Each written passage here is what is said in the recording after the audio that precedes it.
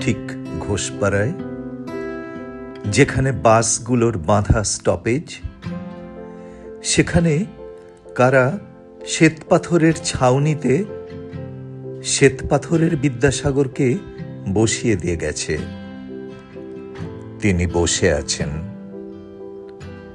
এই বিদ্যাসাগর আশ্চর্য রকমের স্থির, আশ্চর্য রকমের নির্বিকার, আশ্চর্য রকমের উদাসীন।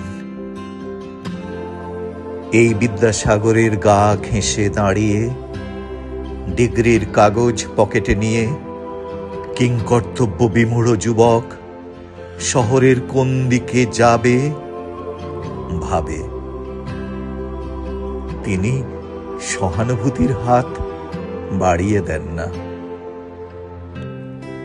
এই বিদ্যাসাগরের সামনে দিয়ে কত শোকাতুরা সদ্য বিধবা ম্লান মুখে হেঁটে যায়। তিনি তাদের পুনর্বিবাহের উদ্যোগ নেন না। এই বিদ্যাসাগরের কাছ দিয়ে যেতে যেতে একজন শিক্ষক তার ছাত্রকে ভুল ব্যাকরণ শেখায়। তিনি বিচলিত হন না।